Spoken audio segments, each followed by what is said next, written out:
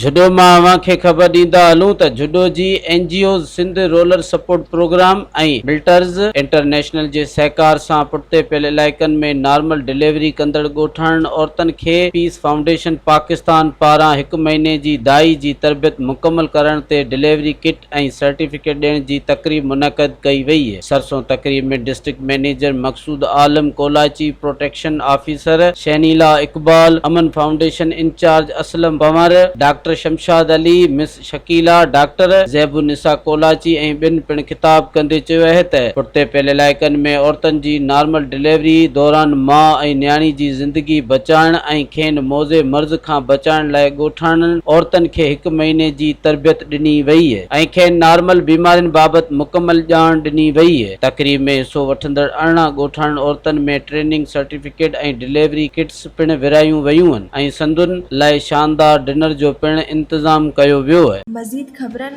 ऐं तफ़सीलात लाइ विज़िट कयो असांजी वेबसाइट www.awamiNewsHD.com ऐं ॾिसंदा रहो अवामी न्यूज़ HD।